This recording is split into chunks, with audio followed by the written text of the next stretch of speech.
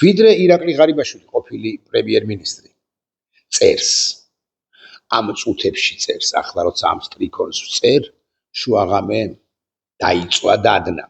არა მანამდე ექნება დაწერილი გულახდილად გეტყვით და უკვე გადაცემული ექნება საკუთარი თანამეცხედრისათვის ის წერილი რომლის გამოქვეყნებასაც დღეს აპირებენ მისი სოცმედიის მენეჯერები ისი ოჯახი თავადის მაგრამ მაინც ასე ვთქვათ ვიდრე ირაკლი ღარიბაშვილი წერს და ვიდრე ამ ბიზინა ივანიშვილი ოლიგარქის კარზე ეს ინტრიგები დამატებითი ინტრიგები იხლართება ვიდრე ირაკლი ღარიბაშვილი გაისეირნებდეს ვინისის და უშუალოდ ბიზინა ივანიშვილზეც და ირაკლი კობახიძეზე კი ასეთი მოლოდინია ყოველ შემთხვევაში ნაღდად გაისეირნებს ამ საკუთარ მორიგ ეპისტოლეში ვიდრე მას გამოუჩნდებიან ცველები დამცველები და დამცველები კი ცოტა ეყოლება და კრიტიკოსები ქართული რუსული ოცნება მოკოქავს პროპაგანდას რასაკვირველია და ყველაფერს დააბრალებს მათ შორის იმასაც რაც ირაკლი ღარიბაშვილს არ ჩაუდენია მაგრამ ენას ძვალი მით უფრო ქართული ოცნების ლიდერების ენას ძვალი არ აქვს ვიდრე ბიზინა ივანიშვილი დაიპუტავს შევერცხლილ თმას და დაიბარებს შვილს ბერას ამას იცავდიო ამისკენ იყავიო და ეკასაც ბერასაც ანუ მეუღლესაც და შვილსაც არ მინდა თქვა რომ გამოლანძღავს მაგრამ შემოაკრიტიკებს მანამდე ჩვენ გაცილებით მნიშვნელოვან საკითხებზე გავამახვილოთ ყურადღება თქვენის ნებართვით ანუ ეს ვიდეო ბლოგი თქვენ უნდა ნახოთ სწორედაც რომ მანამდე აი საღამოს 5-ზე იქნება თუ 6-ზე ირაკლი ღარიბაშვილის მორიგი ეპისტოლე როცა გამოქვეყნდება ამ ვიდეო ბლოგისთვის თქვენ ალბათ ვერ მოიცლით ამიტომ მოდი გადავიდეთ პირდაპირ საქმეზე 18 აგვისტო ძალიან მნიშვნელოვანი და ძალზედ მნიშვნელოვანი პირის დაბადების დღეა 18 აგვისტო საქართველოს ეროვნული გმირის გიორგი ანწუხელიძის დაბადების დღეა დღეს გიორგი ანწუხელიძე ცოცხალი რომ იყოს მას 42 წელი შეუსრულდებოდა მე მინდა გკითხოთ როგორ გგონიათ ასე მაგალითად გიორგი ანწუხელიძე ასე მაგალითად შინდისის გმირების უმრავლესობა ასე მაგალითად სხვები ვინც 2008 წელს საქართველოს თავისუფლებისთვის იბრძოდნენ და საქართველოს თავისუფლებას შეეწირდნენ ახლა მათი უმრავლესობა ყოველ შემთხვევაში ან თუნდაც ნაწილი სად იქნებოდა ჩემი რწმენით ჩემი ფიქრით ისინი იქნებოდნენ ახლა საქართველოს სადარაჯოზე ოღონდ სხვა მიწაზე ამ მიწაზე უკრაინაზე მე კიდევ ვიტყვი ორ სიტყვას მაგრამ აქ კიდევ ერთხელ ამ შემთხვევაში კიდევ ერთხელ ახლა კიდევ ერთხელ აღნიშნავ რომ მათი დიდი ნაწილი ახლა საქართველოსთვის ხაზგასმით ვამბობ ამას იქნებოდა სწორედაც რომ უკრაინის მიწაზე თუმცა აქვე დავსძენ და ახლა ვიტყვი ამასაც რომ საქართველოს თავდასხმის ძალებში მყოფი ის პირები რომლებიც მოქმედი ჯარისკაცები მოქმედი ოფიცრები რომლებიც ახლა არ არიან უკრაინაში ვერ არიან და არ არიან ისინიც გულაძგერებულნი არიან და მათი უმრავლესობა ყოველ შემთხვევაში და ისინიც ვინიცის და ძალიან ბევრზე მეტადაც კი ქომაგობენ უკრაინას ამაში აბსოლუტურად დარწმუნებული ვარ მეთქი ამას კი არ ვამბობ არამედ ესე ვიცი როცა ვურთიერთობ მე ცალკეულ სამხედროებთან არა ბევრთან მაგრამ ცალკეულებთან კი ნამდვილად ისინი გადმომცემენ როგორც საკუთარ ემოციას რუსეთ-უკრაინის ომის თაობაზე უკრაინის გამარჯვების აუცილებლობის თაობაზე გარდაუვალობის თაობაზე ასევე იმ ბიჭების ემოციასაც რომლებიც კიდევ ერთხელ ვიტყვი დღეს და ახლა სხვადასხვა ნაწილში თუ თავდაცვის უწყებაში თავდაცვის უწყების სხვადასხვა ნაწილში მსახურობენ და ითვლებიან შეიარაღებული თავდაცვის ძალების წევრებად უმრავლესობაზე ვიტყვი ამას ყველაზე ალბათ მაინც ვერ იმიტომ რომ ფიქრი იმის თაობაზე ან ეჭვი იმის თაობაზე რომ მათ შორის თავდაცვის უწყებაში ინფილტრირებულნი არიან ან რუსები ან თუ რუსები არა ივანოვები პეტროვები ვორონინები სიდოროვები არამედ ინფილტრირებულნი არიან ქართულგვარიანი რუსები ამის თაობაზე ეჭვი ფიქრი და გაგიხსენდა ინფორმაციაც ალბათ მაინც ბევრს თუ არა ცოტას მაინც აქვს ეს არ ნიშნავს იმას რომ თავდაცვის უწყებაში უმრავლესობა რუსეთის აგენტია რასაკვირველია არა პირიქით უმცირესობა ეთანამშრომლება რუსეთს მოკლედ დღეს 18 აგვისტოა ანწუხელიძე ახმეტის რაიონის სოფელ ქვემო ალვანში დაიბადა. ის პროფესიონალი ქართველი სამხედრო და საერთაშორისო სამშვიდობო მისიების მონაწილე იყო 2008 წლის ომში. მეოთხე ქვეით ბრიგადაში ირიცხებოდა ოკუპანტებმა ქართველი სერჟანტი 9 აგვისტოს აიყვანეს და ცხინვალში სკოლის მიმდებარე ტერიტორიაზე წამებით მოკლეს. ის უგზო-უკვლოდ დაკარგულად ითვლებოდა ქართველი ჯარისკაცი მოგვიანებით გადმოსვენებულ ცხედრებს შორის ექსპერტიზით ამოიცნეს მისი დაღუპვის დეტალები. ცნობილი მას შემდეგ გახდა, რაც რუსებმა წამების ამსახველი ვიდეო ყველას გაქვთ ნანახი გაავრცელეს. ანწუხელიძეს ეროვნული გმირის წოდება 2013 წლის 15 აპრილს მიენიჭა. ის ასევე დაჯილდოებულია სიკვდილის შემდეგ ვახტანგ გორგასლის პირველი ხარისხის ორდენით და საქართველოს თავდაცვის სამინისტროს უწყებრივი მედლით სამშობლოსათვის თავდადებული. ანწუხელიძის სახელს ატარებს სერჟანტთა აკადემია გაივლის კიდევ ბევრი წელიწადი და თუნდაც ბევრი ათეული წლის შემდეგაც გიორგი ანწუხელიძის ისევე როგორც სხვების და აგრეთვე გავბედავ და ვიტყვი გადარჩენილი გიორგი ანწუხელიძეების, ანუ ჩვენი მეომრების, ვინც სიკვდილს ჩახედა თვალებში 2008 წელს, მათი სახელი არ უნდა დაგვავიწყდეს, არ დაგვავიწყდება და უფრო ზუსტი რომ ვიყო, არ უნდა დაგვავიწყდეს. რაც შეეხება უკრაინას. აკი გითხარით რომ გიორგი ანწუხელიძე ჩემი ფიქრით ყოველ შემთხვევაში ახლა თუ საქართველოში იქნებოდა უკრაინისკენ იქნებოდა და თუ საქართველოში არ იქნებოდა ამ შემთხვევაში უკრაინის ფრონტის ხაზზე იქნებოდა მეთქი ჯანღორით სავსე. რაც შეეხება უკრაინას, უკრაინა საოცარ წარმატებებს აღწევს, რომ ვიცოდეთ მაინც იმ ბრძოლაში, რომელსაც ის აგე 4 წელიწად ნახევარია აწარმოებს 24 აგვისტოს. უკრაინის დამოუკიდებლობის დღეს სწორედ 4 წელიწად ნახევარი გავა, ანუ დღე-დღეზე უკრაინის ბრძოლიდან და რუსეთის თავდასხმიდან 24 თებერვალი 2022 წლისა იცით თქვენ თავდასხმის თარიღი.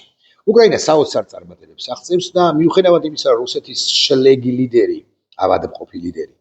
ეს კარლიკი ვლადიმირ პუტინი, ან რუსეთის ხელისუფლება ზოგადად არამც არ აღიარებს, რომ რუსეთს ძალიან უჭირს ფრონტის ხაზზე უშუალოდ უკრაინაში და არა მხოლოდ უკრაინაში, არამედ უშუალოდ რუსეთის ტერიტორიაზეც არის გადატანილი ეპიცენტრები ომისა, მოგეხსენებათ თქვენ. მიუხედავად ამისა, თვალის დახუჭვა იმაზე, რომ უკრაინა უფრო უტევს და არა იცავს, პრაქტიკულად წარმოუდგენელი. მე კიდევ ერთხელ გაგახსენებთ, რომ უკრაინა დღეში რუსეთს უხოცავს, ან მოდი სხვაგვარად ვთქვა, უნებავთ დღეში დღეღამის განმავლობაში ლიკვიდაცია ხდება დაახლოებით 1300 და 1500 რუსი ოკუპანტებისა. როგორ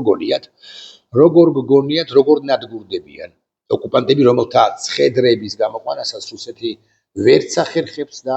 არც აქვე ვიტყვი. როგორ დადგურდებიან? 70-80% იმ დაღუპული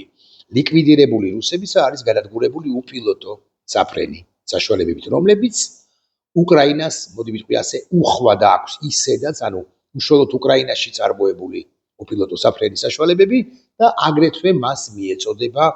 ევროპელი და არა მხოლოდ ევროპელი პარტნიორების მხრიდან თუ მიერ. ეს უპილოტო საფრენი საშუალებებია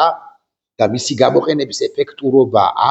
რომ ათქმევინებს ბევრს მსოფლიოში, რომ უკრაინა ნახეთ როგორი წარმატებულია და ამ ყველაფერს თუ გარკვეული პერიოდის შემდეგ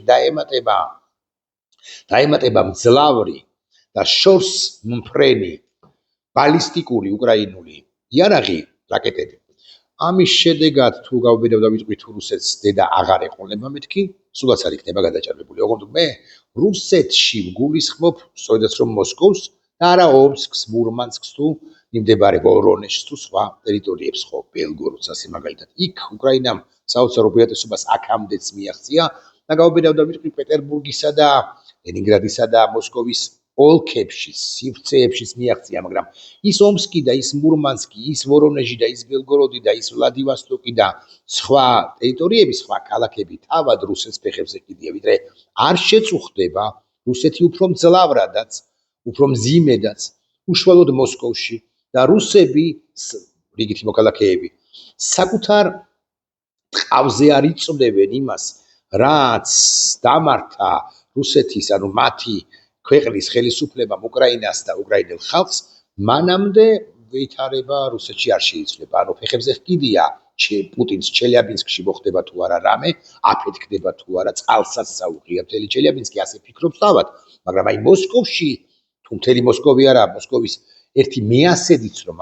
აფეთქდეს, განადგურდეს, მძიმე მდგომარეობაში აღმოჩნდეს, ეს კი ბუნებრივად შეაწუხებს პუტინს, რომელიც მოსკოვში არ იმყოფება უმრავლეს შემთხვევაში, ის არათუ ვალდაიშიც აღარ არის, არამედ ურალს იქით სიღრმეში და სიღრმეში, ხო, შორეულ ციმბირში ატარებს დროის უმეტეს ნაწილს. გუშინ უკრაინის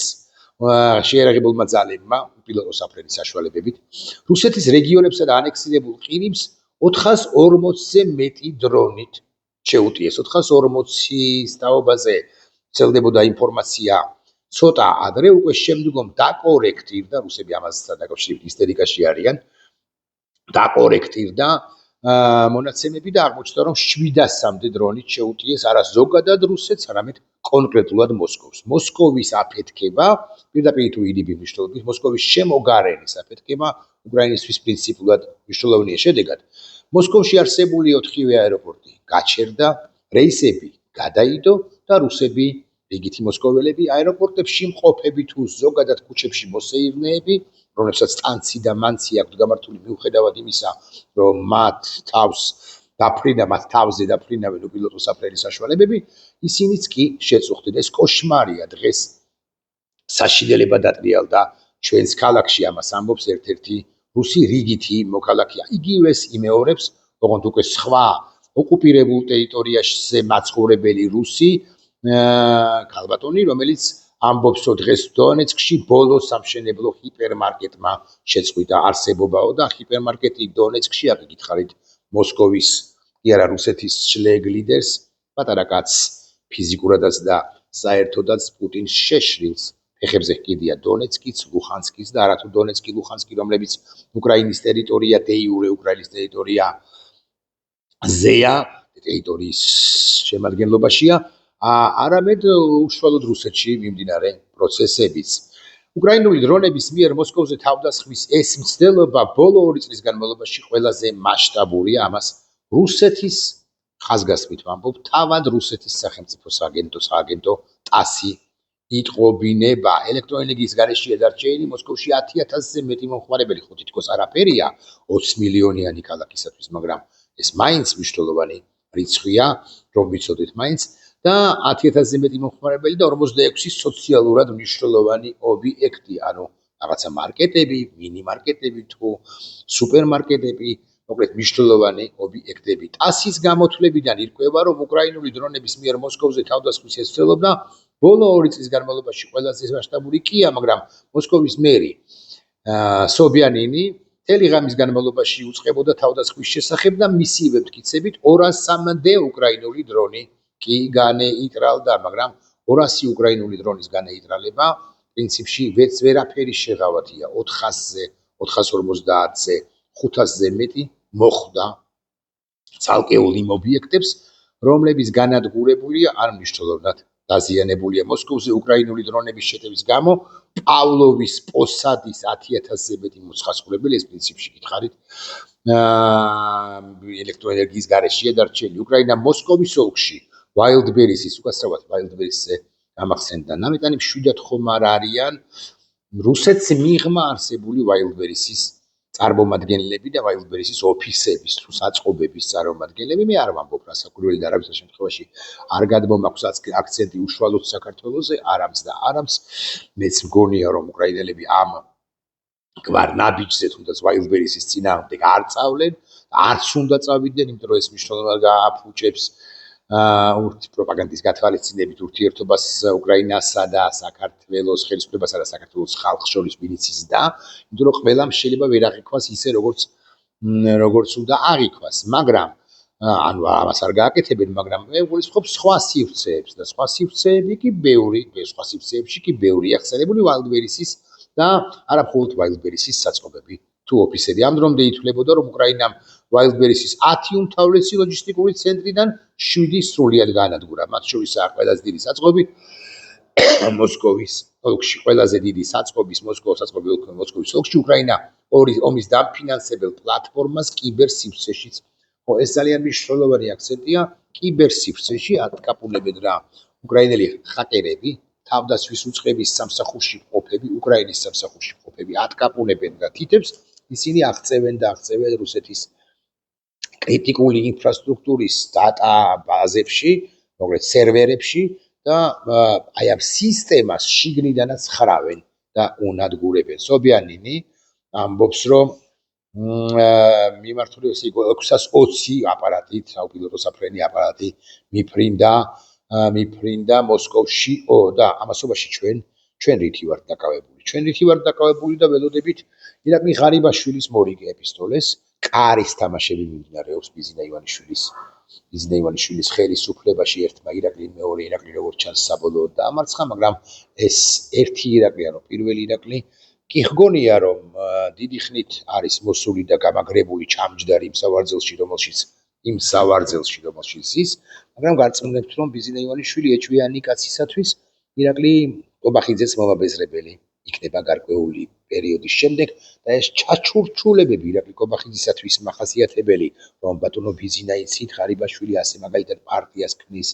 აი ვიღაცამ რაღაც ხაზარაძემ ეს გააკეთა ცუდი ან გახარია ნახეთ როგორი მოღალატეა ან ჩვენს გუნდში უკვე არსებულ გუნდში მოდი დავიცვათ მოცემულ ეტაპზე კალაძეს იცავს ირაკლი კობახიძე რომ ვიცოდეთ მაინც კალაძის ფარველი ირაკლი კობახიძეა თორე ბიზინა ივანიშვილი დიდი ხნის წინ განთავისუფლებდა ამ კორუმპირებულ კაცს აი ეს ჩაჩურჩულებები რომელიღაც ეტაპზე ხელში ამოუვა ბიზინა ივანიშვილს და თუ ვინმეს დაკლავს პოლიტიკურ დაკლავს გულისხმობ რასაკვირველია ირაკლი კობახიძეა დაკლა ირაკლი კობახიძეზე მეტად რომ უყვარდა ის ირაკლი ღარიბაშვილი ბიზინა ივანიშვილმა ეხვეწებოდნენ და ეაჯებოდნენ ოჯახის წევრები მათ შორის პერა ეკა სხვებიც ვინცის და ან ახლო გარემოსთვის წარმომადგენლები აგრეთვე რომ იქნება და დაინდო ეს ერთგული კაცი ირაკლი ღარიბაშვილიო მაგრამ ასასტიკებულმა ბიზინა ივანიშვილმა მოწყალე თვალით ირაკლი ღარიბაშვილსაც კი არ გადახედა. ირაკლი ღარიბაშვილის кейსი სხვადასხვა ბიზინა ივანიშვილისთვის თაობას ბიზინა ივანიშვილზე მეტყველებს, მაგრამ ბიზინა ივანიშვილისთვის სასარგებლო არის სხვა თვალსაზრისით, ესე გეტყვით. ბიზინა ივანიშვილი ერთგვარ სიგნალს უგზავნის უკლებრივ ყველას, რომ თუ თქვენ ჩემს წინააღმდეგ წახვალთ, ან თუ კორუფციონერები იქნებით და დამეტანი გადაამეტებთ თქვენ დაგჭირთ და მე თუ ჩემს წინააღმდეგ წახვალთ, თქვენ ისევე მოგაშთობთ, როგორც მოვაშთე მე ირაკლი ღარიბაშვილი, მართლაც ირაკლი ღარიბაშვილი, რაც არ უნდა ეპისტოლეები აქვეყნოს, რაც არ უნდა უშუალოდ ბიზინა ივანიშვილზე ისე ერნოს, რაშიც მე გულახდილად გეტყვით ეჭვი ეპარება, თუმცა მაინც დაველოდოთ მოვლენათა განვითარებას დღეს საღამოსთვის ალბათ გამოაქვეყნებს ირაკლი ღარიბაშვილი მორიგ ეპისტოლეს. მოკლედ, რაც არ უნდა გააკეთოს ირაკლი ღარიბაშვილმა, ირაკლი ღარიბაშვილი უკვე წარსულიც არ არის, ჩარეცხილი, აი მდინარე იორდანეს წყალს რომ გაჰყვა ის ირაკლი ღარიბაშვილის პოლიტიკოსია. ირაკლი ღარიბაშვილის ელექტორალური თვალსაჩინით ამორჩეველი ხარდამჭერი არ ახავს ჯამში არასრულ 1000 კაცს თუ მოჰკრებ ის ხარდამჭერებს მათ შორის კახეთში ან ოჯახის წევრები იქნებიან ან ფართო ოჯახის წევრები იქნებიან ცხადია აი კახური კლანის წარმომადგენლები კახური კლანის მიერ დაშინებული არა კახური კლანის მიერ მომხრობილი ცალკეული ამორჩევლები ჯამში 1000-1500 კაცი. ირაკლი ღარიბაშვილის ხმლის ქნება არაფერს არანაირ შედეგს არ მოიტანს. ირაკლი ღარიბაშვილი ასე ებრძვის დონ კიხოტი კი არ არის, მაგრამ ბიზინა ივანიშვილის წისქვილებს. ამიტომ ეს ამბავიც გადაგორდება, ჩვენ კი უნდა გვახსოვდეს მთავარი რამდენიმე ამბავი. დღეის მდგომარეობით აი 18 აგვისტოს კონტექსტში 2 ან 3 ამბავი. პირველი, რასაკვირველია გიორგი ანწუხელიძე, რომელიც გმირთა შორის გმირია. ჩვენ უნდა გვახსოვდეს გადარჩენილი გიორგი ანწუხელიძეები ან უკლებრივ ყველანი არიან ანტი-ირაკლი, ანტი-მეორე ირაკლი ღარიბაშვილი და კობახიძე. ანტი-ბიზინა ესენი საქართველოსკენ არიან ანწუხელიძეები გადარჩენილები თუ ცოცხლები და ისინი კი რუსეთისკენ. ასევე უნდა გვახსოვდეს 18 აგვისტოს კონტექსტში. უნდა გვახსოვდეს რომ ღარიბაშვილის ეპისტოლეებზე გაცილებით მნიშვნელოვანი პროცესები ხდება ამ მნიშვნელოვან პროცესთა შორის ასაკვირველი უმნიშვნელოვანესი არის სწორედაც რომ უკრაინის შეტევები დედა საიმასქნებელი პუტინის რომელიც არ აღიარებს მაგრამ მაინც მარცხს არ აღიარებს მაგრამ მაინც დედა საიმასქნებელია წინააღმდეგ და დრო დგება ბატონებო როდესაც გიორგი ანწუხელიძეს ზეწს დაუდგავთ ხოლო ირაკლი ხარიბაშვილს და ირაკლი კობახიძეს და ვინც ის ბიზინა ივანიშვილსაც კი არ მინდა ვიყოთ სულად გაგებული, მაგრამ ამოვალფობთ ციხეში. არა, პირდაპირ მნიშვნელობით ამოვალფობას არ გულისხმობს, ხათია მათი უფლებები ყოველთვის იქნება შენარჩუნებული, მაგრამ საქართველოს იმ ძირითად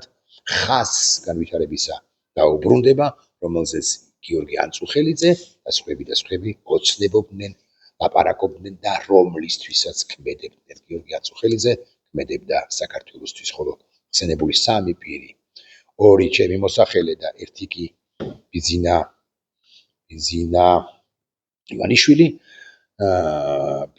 ივანიშვილი საქართველოსთვის არ ქმედებენ. წინ უკრაინა, წინ გიორგი ანწუხელიძისთვის ჩვენო მეომრებო, რომლების იბრძვით უკრაინაში საქართველოსთვის. მადლობა.